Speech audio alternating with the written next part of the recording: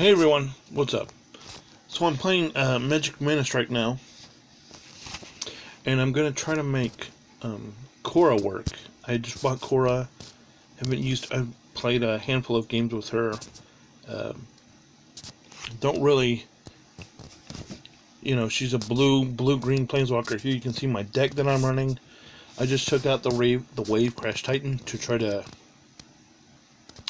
lower the deck cost. I have two cans of air support in the Phoenix and the Giant Spider.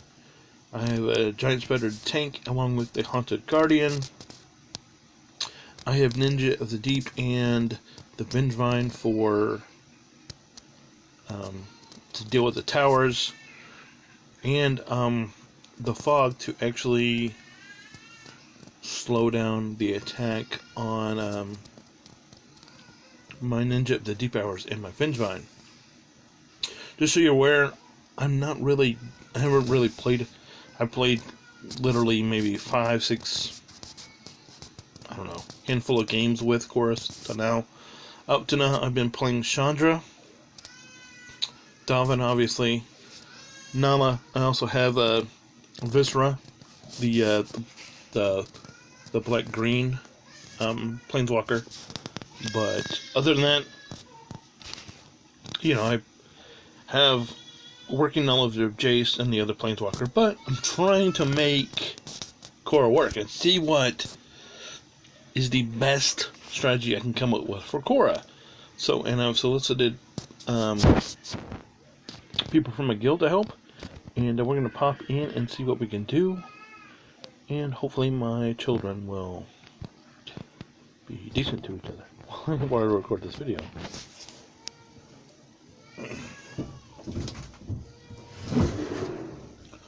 A little more quiet now. So here we are. First game, we're up against Tezzeret. For those of you who don't know what Tezzeret is, he's a blue-black planeswalker. So, but in my experience with other decks, he's not too hard to deal with. Although I have not played him yet with Kiora. I'm going to move myself over here. We're going to start out with probably Giant Spider. And then, well, that's not predictable at all. Going to put the Hedron Scouts out. They're going to bring her in. We're going to bring Nala in. The thing about Nala is she's static. We're going to use, as soon as it gets closer, we're going to use the Sphinx. We're already down Nala, so we're going to bring Giant Spider back in. And what I'm actually going to do, I'm actually going to come over here with the Vine. And this is what I we can bring Nala back up. And once we dismount or use her Planeswalker ability, she becomes more mobile, which is, we need mobile.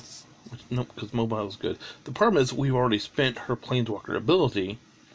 So we'll drop the Giant Spider. And they're about to summon their monster, how you do. We're gonna drop the Fog on them. I don't know why I did that. This is my first time using the Fog, so I don't have a lot of experience using the Fog as is. So we're gonna dismount her again, give a little pushback, come back over here with the Giant Spider. So we're down a tower. That's to be expected. As you can see, I'm a little mana starved, but fortunately they're not attacking right now, which is going to give me a chance to come back. We're gonna try to jump this Ninja of the Deep Hours to help finish off that. They're about to come back with their big what's his name? Drop the Fog. That didn't do too well. Oh well. We're learning as we're playing this, so that's okay. Drop this to hopefully deal with the Giant Spider for a little tanky, to help out with a little tank a little bit. We're gonna come in here with our Planeswalker, hit him with this. Gonna come back over here and attack this with this. Gonna drop Sphinx on him, and then Giant Spider. to help out with that, and the Hedron Scouts. Hopefully, we'll be able to head off. Nope, they got another one. Oh well, that's fine. We'll drop this over here. Waiting for the Sphinx to come back. Sphinx is back up. Come back over here with the Ninja at the deep hours. They're about to come back and do the same thing they did previously. That's okay by me. I can deal with it. It's fine with me. And I think we're going to lose this just barely. You see, the other tower that they had 618 health, so we lost that barely. But I'm not hating how that went. I did feel I was a little slow producing mana. I don't know if we need to put the Bird of Paradise back in to help produce mana faster. Now, I'll show you what I'm talking about for those of you who don't know. It's this card, the Bird of Paradise, which, as you can see, as it goes around, it just produces mana periodically. The problem is it costs 3 mana, and I'm not sure that it produces the mana fast enough to be worth it. It could be. He's got relatively low health and relatively low attack, but the thing is, he attacks both in the air and the ground. The problem is, it's only 16 life swing, so it's only going to produce about 4 mana, and you're only going to have it for 16 seconds. So I don't know. I tend not to think that it's worth it. Fog, I don't know that if I just don't know how to use the fog. If I'm supposed to drop the fog on the opposing player. You're gonna see here. No, I did it right. I don't know. I don't know. It says that I will not attack. I'll take range. Fine if you're fighting range, but I'm not sure that that's exactly ideal when you try to. Right. So I'm definitely looking for what is the right card to put here, because I feel really good. I mean, maybe I'm too bullish on the Vindvine and the Ninja of the Deep Hours. Ninja of the Deep Hours does take a little time to get in a position, and its health and DPS are lower than the Vindvine, because the Vindvine you can just summon at the place, and as you can tell, it's got more health and it does more damage. Not a whole lot more damage, but still, it's a little bit more beefy, and eventually, probably if I get 20 more Ninja of the Deep Hours, it's probably gonna pass it. But I don't know, Vindvine is really fast. Maybe it's possible that I need something instead of Ninja of the Deep Hours. Maybe I just need to run one of them. I don't know. But I'm a little concerned that, having both of them in the set is giving me card advantage. Because I think, it's basically like having, shock or the white card, the prevailing spirit thing. So I'm really struggling with, and I thought about using growth. I don't know. Growth is right for this guy. It's really good because it just increases. It just basically buffs whatever card you're running. You're gonna see it just increased his size, made him more beefy. And play that. I don't know. The Kraken. The problem with the Kraken is the Kraken cost 8. There's this. I saw a dragon. Don't know.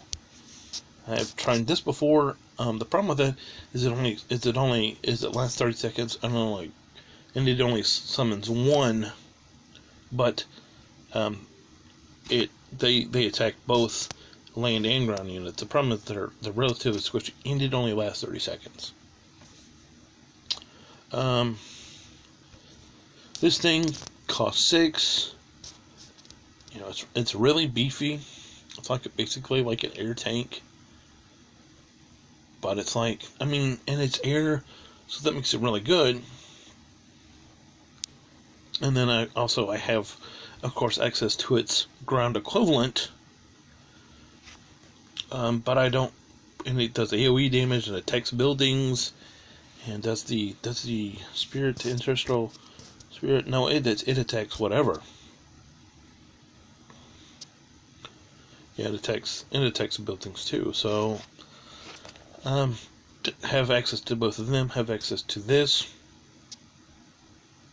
and does spell damage, but it only repels spell damage once, and its DPS is really low, and its health is really low. So, don't know how I feel about these.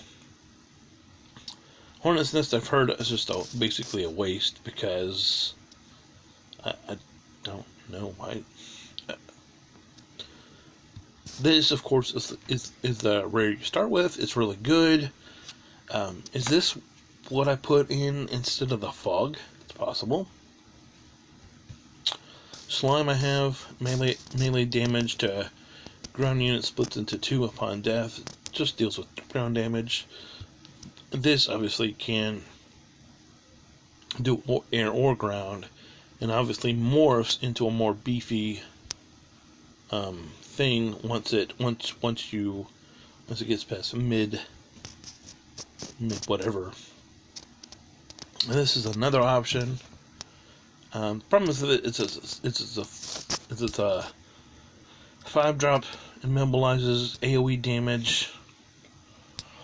Don't think it's that great a card.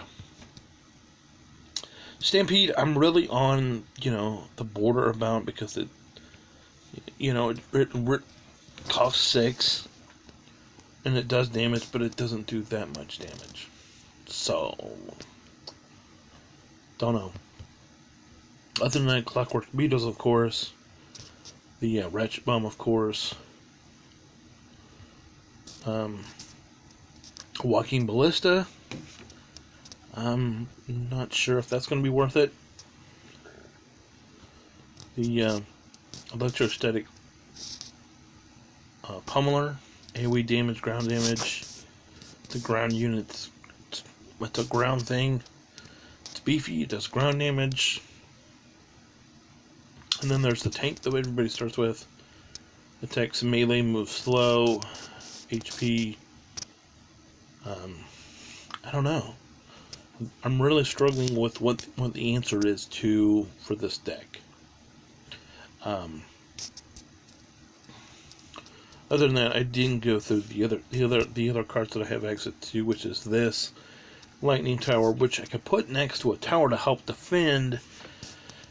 And I've thought about trying to cut off access, cut off and force people to attack my other tower by having Kiora sit there on defense and having a lightning tower there, because it lasts 40 seconds, and I can upgrade it to make it do more DPS, which I think is actually a pretty solid strategy, but I'm not sure. This thing is like Wargate. I'm not even gonna pretend with Wargate, because Wargate's just a cheap way to play, and yeah, just gonna leave it there. This thing is really, I don't know. It sounds cool, but this is what they do, and I don't think they're that great. So if they are, let me know. If they're better than I think, hey, blind. If you want to distract your kids for a second, this might be worth it. The problem is that it costs 2 mana. It would be better if it was 1 mana, but it's a common. At its base, it costs. It lasts for 4 seconds, and it has an area effect of 3 meters. So, and then what else I have? These guys are really cheap. They would be a cheap alternative. I could buff them a little bit more. They would basically be to slow down, whatever. I don't think they're going to kill anything outside of a regular blinding mage or maybe a goblin artillery. They're not going to kill a whole lot, but they would be there just to slow down whatever's coming for whatever I can get. This thing I've thought about. What it does is, I'll just show you.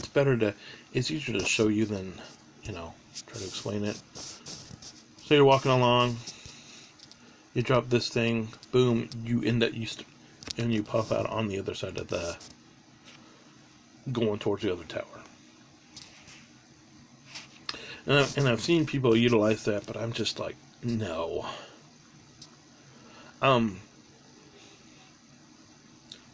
So let me know if you're out there, you're watching this video, if you have more insight on Kiora than I do. Let me know. What do you think I should do? Should I take out the fog? Should I put back in the Wave Crash Titan? Should I use the tower? Should I use the other tower? Should I use the Icefall Dragon? Should I use the Kraken? Should I use the Anthrol Squirrel Agent? Should I use Giant Growth? What do you think? I really want to get this going good. I like the mana curve that the deck only cost 3, and I would like to try to keep it as close to 3 as possible, just because that's the way the game is going. Let me know what you think. Let's jump in and do another game real quick before I go. Before I do this, let's switch out and let's try. What do we want to try to put in here just to try, see what we can do? Let's go ahead and put the lightning tower in. See what happens with it. Can upgrade it a little bit at least. We're gonna upgrade it a couple times to see, and you can see how much DPS is increasing, how much HP it's got now. So yeah, let's jump in with it. Let's see what happens. Here we go.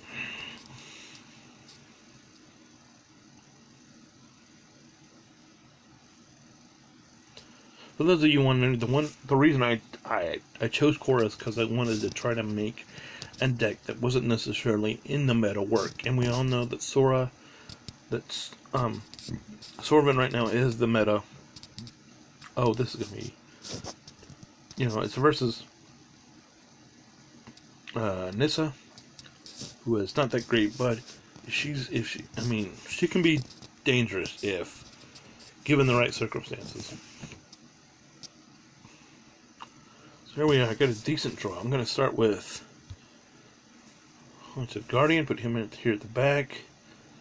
They're going to choose to defend here. I'm going to come up here with the Vengevine. We're going to put my tower up to help defend. They're too far apart. That's okay. You can come down here. Giant spiders out. We're letting mana build up. They're too far away. We're going to come in here with our Ninja the Deep Hours to get some attack on. Put then the spider as another layer of defense. Don't really need to do more than that. Just need to slow them down in order for my people to do work on the tower up there. So we're really slow playing this. We're going to pop out another Guardian here. They're down to another. They're down another guy. So they're not even. It doesn't even look like they're going to try to defend. So we're going to come up here, put down the tower again. Now that they're in range, we can put the giant spider back here. They're close enough where we don't have to worry about them advancing. I'm actually going to pop the Planewalker out. We're going to jump on with her, jump into battle here. Now we can advance a little bit. So that's fine.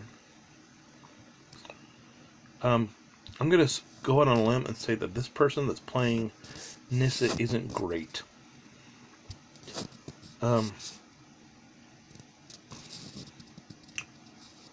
Because Nissa is much more capable of being much more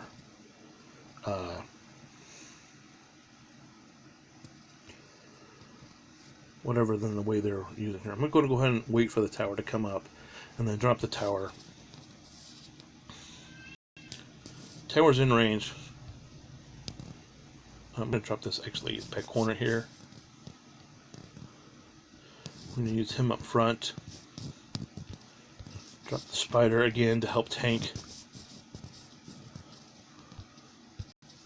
And the hedge run scouts. We're up 2 towers. We got 2 towers. Go ahead and drop another lightning tower here. Not that we really need the help. Going to go ahead and try to get in as fast as we can. We're not going to... I don't think we need the... But see, this is how this works, because we got the towers, we got some serious defense going on, and we don't need to help. We don't need to attack very fast, just because she's not dropping cards fast enough to warrant dropping at a faster rate. We can go ahead and come back in with the... I mean, not that it matters, because we're up 2 towers and the game's over. So, you know, that was kind of unexpected. She was playing really slow for a Nissa deck. That was a very slow deck it's a very, very slow way of playing Nissa that she was playing. But hey, ooh, we gotta hit the next level up. Gonna go ahead and jump in. We get bonus. We're in the bonus. I'm in the bonus with my daily pass. So anyway, yeah, that's what I'm running now. Anyway, guys, thanks for watching. Be back later. Have a good day. See ya.